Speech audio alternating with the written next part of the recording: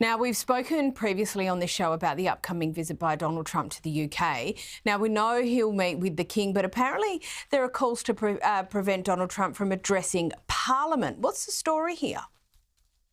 Yeah, so this has been led by a few members of the Labour Party. We have a Labour peer in the House of Lords who said that it would be inappropriate for Donald Trump to give a speech to Parliament, given his, in his opinion, wayward views on democracy. We also have another Labour MP that's echoing the same calls. And there actually, surprisingly, has been some sort of cross-partisan agreement between the Labour and the Conservative Party. However, this is unlikely to happen. The fact that, Donald Trump has been extended a second state visit, which has never happened before, usually in a US president's second term, they just invite to have tea and lunch with the reigning monarch of Britain.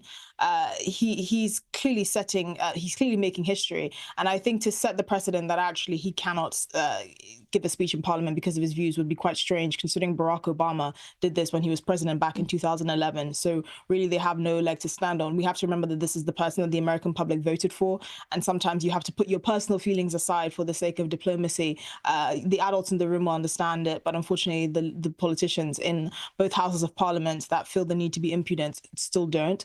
I suspect, Keir Starmer, who's really been walking a very tightrope with relations, not just with Donald Trump, but with the EU, is likely to basically ignore these calls because it seems quite unnecessary. And this is probably not the time to poke the Donald when he's slapping tariffs on countries left, right, and centre.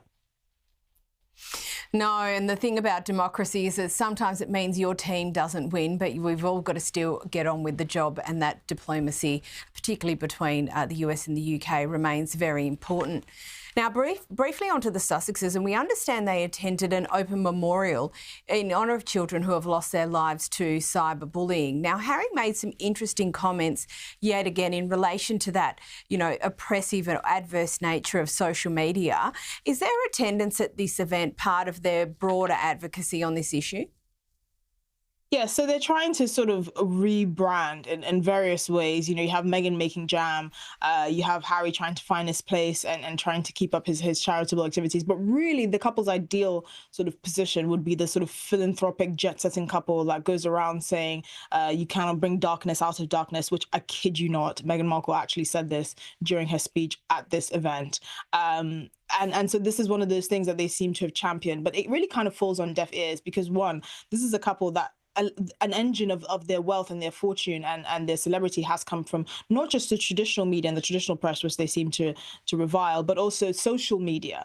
Now, they're talking about in terms of children and trying to help guide parents and all of that. But again, when you tarnish your own personal brand in the way that they have, a lot of the things that they say fall on deaf ears. They don't seem to be leaders on anything because these are people that are happy to use social media, to use the engine of the internet and the press to get their word out there, to tell their side of the story with the royal family. But somehow they draw a line when it comes to their children. It really does send sort of mixed messages, but you can tell that they're really trying to break through with things that they think is important.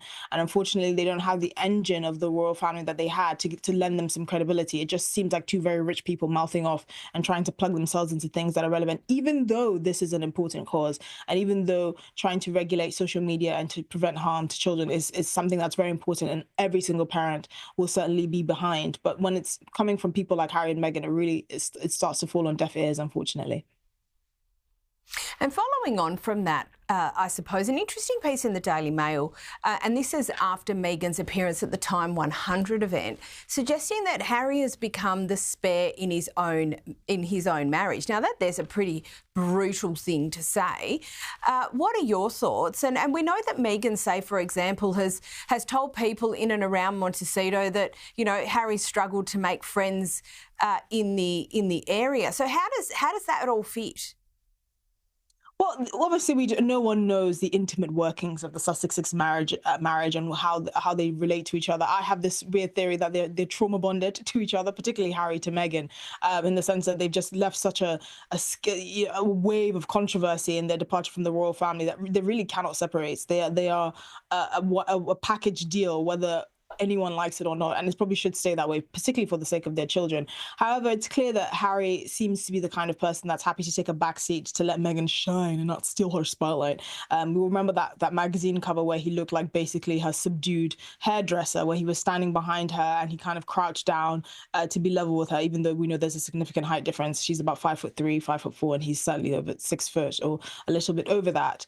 And we can see now at the latest Times event the way he was sort of walking behind her and retreating and really just letting her have his moment in her Netflix series, her most recent one, her lifestyle one, where he managed to chew through his leash enough to make an appearance on camera. Again, he didn't really say much. He didn't really, stop for an interview or even more than a quick sentence. He's really taking a step back. And whether that's because he's uncomfortable with kind of the vanity of the forward-facing role of being sort of a Hollywood celebrity, or whether he's just not found his place and he's really happy to sort of ride Meghan's coattails while he kind of does his own thing, is interesting. I mean, he's not someone that's new to the spotlight. He is a prince, and he has been a prince for most of his life. However, this kind of celebrity and fame, I can see how it's foreign to him and how vacuous and shallow it is. And so he's kind of happy to let Meghan, who's more well known and who's more familiar with that industry and that world, to take the lead. Excellent insights as always. Thank you so much, Esther Krakue.